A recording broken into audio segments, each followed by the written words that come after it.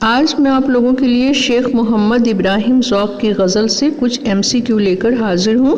تو آئیے دیکھتے ہیں شیخ محمد ابراہیم ذوق کی غزل کا تیسرا شعر جو کافی امپورٹنٹ ہے۔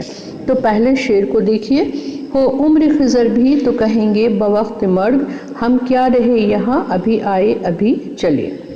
اس کا پہلا کوشچن ہے، اس شعر سے پہلا کوشچن جو ہو سکتا ہے وہ یہ ہے کہ درز بالا شعر کے شاعر کا نام کیا ہے؟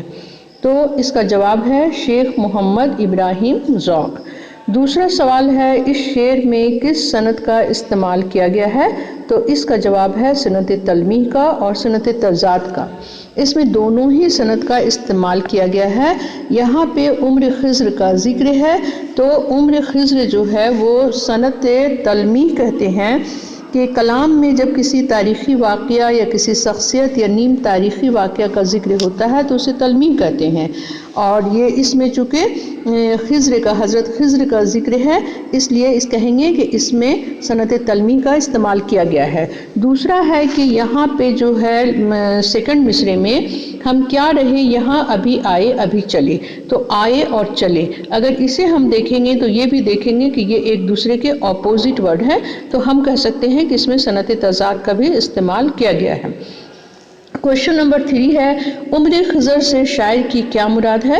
تو عمر خضر سے شاعر کی مراد ہے طویل عمر یعنی لمبی عمریں۔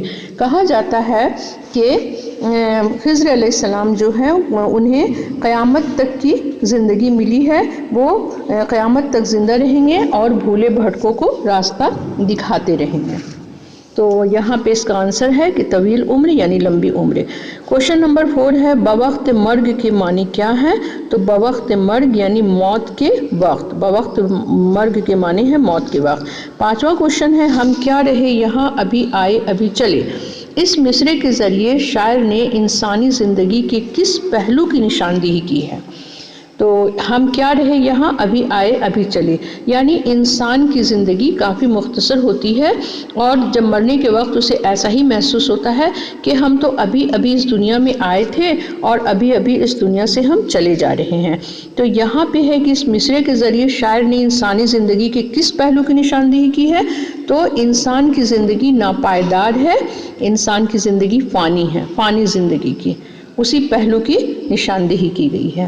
کوشچن نمبر 6 ہے اس شعر میں انسانی فطرت کے کس پہلو کو پیش کیا گیا ہے؟ انسانی فطرت۔ کوشچن نمبر 5 میں ہم نے دیکھا کہ انسانی زندگی کے کس پہلو کی نشاندہی ہے، تو وہ فانی زندگی کی، اور کوشچن نمبر 6 میں ہے کہ شعر میں انسانی فطرت کے کس پہلو کو پیش کیا گیا ہے۔ اب ہم انسان کی فطرت کے پہلو کو دیکھ رہے ہیں کہ انسانی نیچر کے بارے میں پوچھا جا رہا ہے۔ تو اس کا جواب ہے کہ انسان کی نہ ختم ہونے والی خواہشات یا زیادہ پانی کی ہوس۔ اس شعر میں انسانی فطرت کے کس پہلو کو پیش کیا گیا ہے؟ تو انسان کی فطرت ہوتی ہے کہ اس کی خواہشات کا کبھی خاتمہ نہیں ہوتا ہے، وہ چاہے جتنی لمبی زندگی بھی کیوں نہ جیے لیکن وہ مرنے کے وقت یہی کہے گا کہ ہم کیا رہے یہاں ابھی آئے ابھی چلے۔ تو یہاں پہ ہم کہہ سکتے ہیں کہ انسان کی فطرت یعنی کہ انسان کی نہ ختم ہونے والی خواہشات، یا پھر ہے کہ زیادہ پانی کی ہوس، جو انسان کہہ رہا کہ ہم کیا رہے یہاں ابھی آئے ابھی چلے، یعنی اس کے دل میں ابھی اور زیادہ زندہ رہنے کی خواہش ہے۔ تو انسانی فطرت کے دو پہلو یہاں پہ ہم دیکھ رہے ہیں، ایک تو ہے کہ انسان کی نہ ختم ہونے والی خواہشات یا پھر زیادہ پانی کی ہوس۔ تو یہ دونوں میں سے کچھ بھی آپشن میں رہے گا تو آپ اس میں ٹک لگا سکتے ہیں۔ کوشچن نمبر 7 ہے صنعت تلمیح میں کس واقعہ کی طرف اشارہ ہوتا ہے؟ تو صنعت تلمیح میں تاریخی، نیم تاریخی یا مذہبی واقعہ کی طرف اشارہ کیا جاتا ہے۔ تو یہ آپ کا تیسرا شعر تھا۔ اب اس کے بعد ہم لوگ دیکھتے ہیں شیخ محمد ابراہیم ذوق کی غزل کا چوتھا شعر۔ چوتھا شعر یہ بھی کافی امپورٹنٹ ہے، تو یہ شعر پہلے دیکھ لیجئے۔ کم ہوں گے اس بساط پہ ہم جیسے بدقمار، جو چال ہم چلے سو نہایت بری چلے۔ اس کا پہلا کوشچن ہے کہ بساط، قمار، چال، یہ سارے الفاظ کس کھیل سے تعلق رکھتے ہیں؟ تو یہ سارے الفاظ جو ہیں بساط، قمار اور چال، یہ سارے الفاظ شطرنج کے کھیل سے تعلق رکھتے ہیں۔ क्वेश्चन नंबर 2 है, इस शेर में किस सनत का इस्तेमाल किया गया है? तो इस शेर में सनत मरातुल नज़ीर का इस्तेमाल किया गया है। इसके बारे में आप जब ग्रामर जब पढ़ाया जाएगा तो ये आप लोग को डिफाइन कर दिया जाएगा कि सनत मरातुल नज़ीर किसे कहते हैं। क्वेश्चन नंबर 3 है, शायर ने दुनिया को किस चीज़ से तशबीह दी है? तो शायर ने दुनिया को किस चीज़ से तशबीह दी है? शतरंज की बिसात से। क्वेश्चन नंबर 4 है, शायर इस शेर में खुद को किससे तशबीह दे रहे हैं? अपने आप को उन्होंने किससे तशबीह दी है? तो अपने आप को उन्होंने तशबीह दी है बदकुमार से, यानी गलत चाल चलने वाले जुआरी से। क्वेश्चन नंबर 5 है, शायर ने इस शेर में अपनी ज़िंदगी के किस पहलू को पेश किया है? तो इसका जवाब है नाकामी व नामुरादी को।